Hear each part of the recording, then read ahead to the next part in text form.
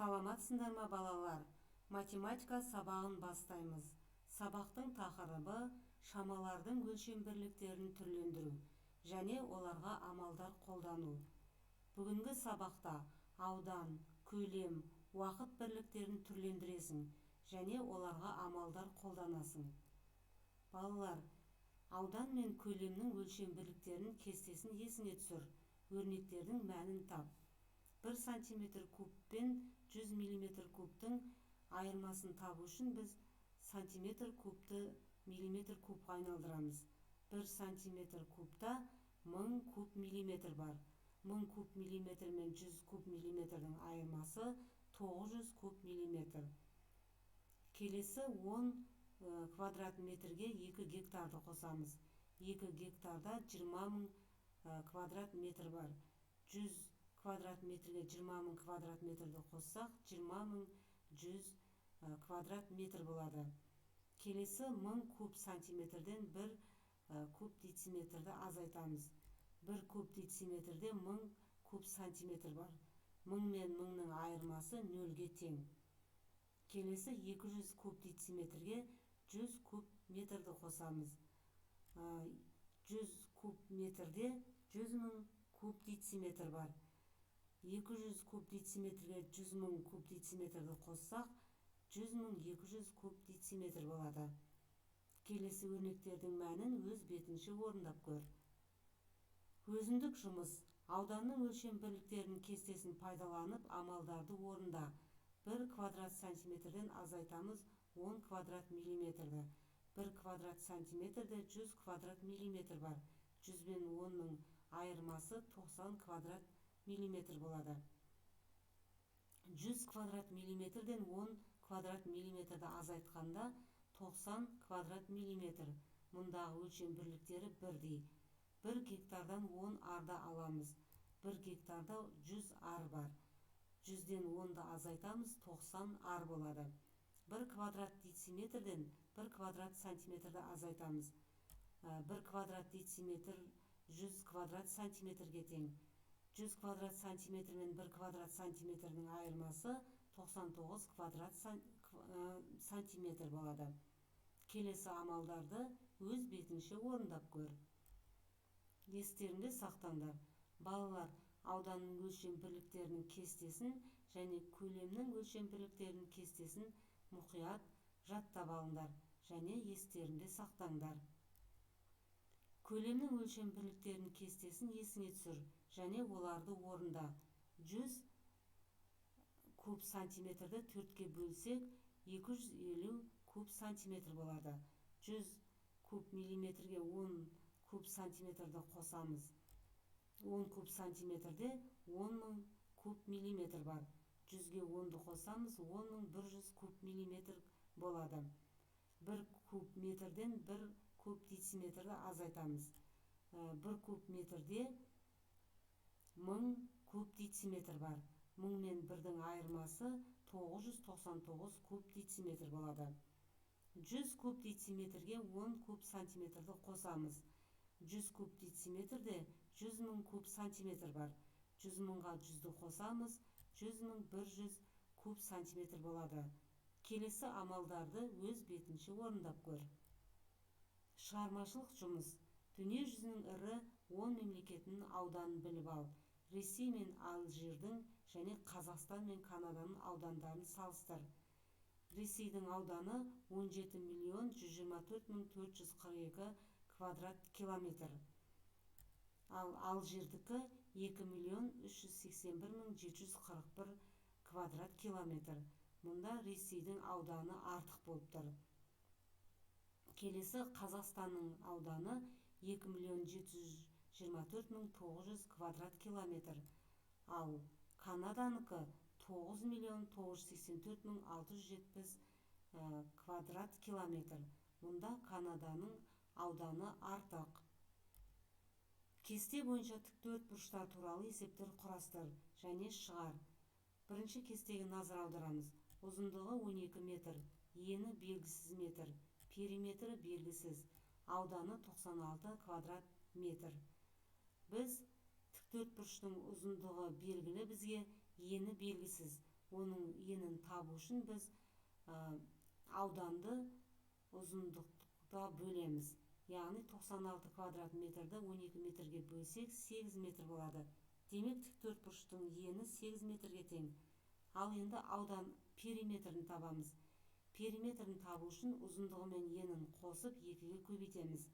12 мен 8-дің қосындысын 2-ге көбейткенде 40 метр болады.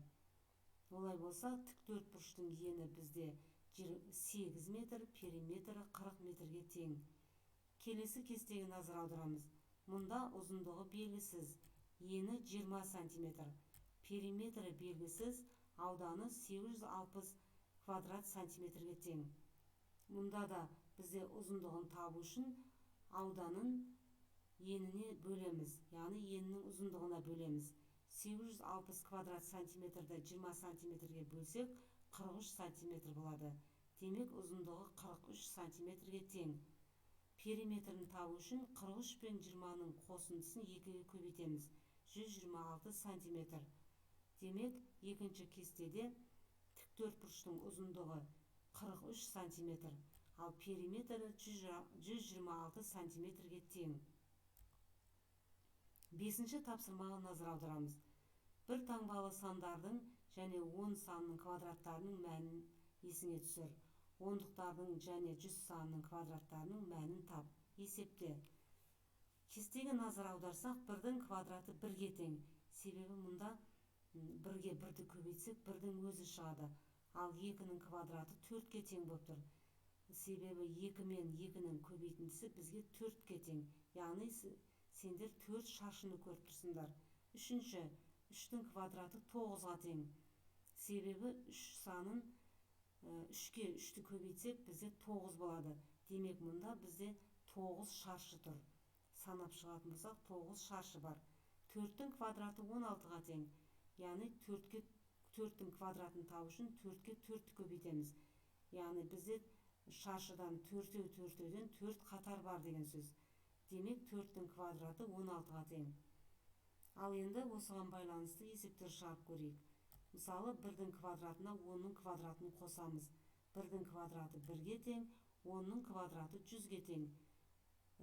Себебі 1-ге 1-ді көбейтсек 1, 10-ға 10-ды көбейтсек 100 болады. 1 мен 100-дің қосындысы 101-ге тең. 2-ның квадратына 20-ның квадратын қосамыз. 2-ның квадратын табу үшін 2-ге 2-ні көбейтеміз 4, 20-ның квадратын табу үшін 20-ға 20-ны көбейтеміз 400. 4 пен 400-дің қосындысы 404-ге тең. 3-дің квадраты мен 30-дің квадратын табамыз. 3 пен 3-дің көбейтіндісі 9, 30 пен 30-дің көбейтіндісі 900 болады. 9 пен 900-дің қосындысы 909-ға тең. 4-дің квадраты мен 40-дің квадратының қосындысын табамыз. 4-дің квадраты 16-ға, 40-дің квадраты 1600-ге тең. 16 мен 1600-дің қосындысы 1616-ға тең. 5-дің квадратына 50-дің квадратын қосамыз.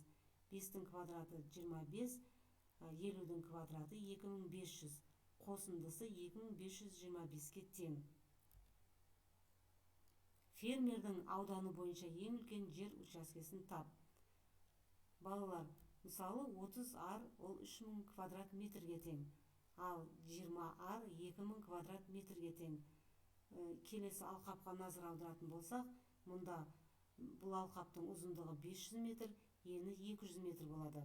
Демек, 500 бен 200-дің көбейтіндісі 100 000 квадрат метр. Ал 5 гектарда 50 000 квадрат метр бар. Келесі алқап ол 100 квадрат метрге тең. Олай болса, мұнда ең үлкен жер учаскесі ол 100 000 квадрат метрге тең екен. Есепте зер салып қара. Қорапта әрқайсысы 500 миллиграмнан 10 түйір дәрі бар. Қорапта барлығы неше грамм дәрі бар. Яғни бір түйір дәрі 500 миллиграм болса, 10 түйір дәріні табу үшін біз 500 миллиграмды 10-ға көбейтеміз. 5000 миллиграм. 5000 миллиграм ол 5 граммға тең. Сағат таңғы 8-ді көрсетіп тұр. 360 минуттан кейін сағат нешені көрсетеді? Бізде 360 минут ол 6 сағатқа тең. Олай болса 8 сағатқа 6 сағатты қосамыз, нәтижесі 14 сағат болады. Сен зерттеушісің. Сыртқы көрінісі бірдей 8 бөлшек дайындалды. Оның біреуі басқаларынан жеңіл болып шықты. Гыртасы жоқ таразының көмегімен тек 2 рет өлшеу арқылы осы жеңіл бөлшекті басқаларынан қалай бөліп алуға болады? Олай болса, біз 8 бөлшекті төртеуден таразының екі жағына қоямыз. Қайсы бөлшектер тұрған табақша жоғары көтерілсе, демек сол жерде бізде жеңіл бөлшек бар деген сөз. Мысалы, сол жақтағы табақша жоғары көтерілді деп есептейік. Ал оң жақтағы бөлшектер басымырақ болып тұр. Демек, мұнда жеңіл бөлшек жоқ. Сондықтан да бұл төртеуін алып тастаймыз да, ал таразының сол жағында тұрған 4 бөлшекті екеуден қайтадан таразының табақшасына орналастырамыз. Яғни, мұнда бұл төртеудің ішінде бір жеңіл бөлшек бар деген сөз. Енді екеуден бөліп қоятын болсақ, таразының мысалы оң жақ беті көтерілуі мүмкін.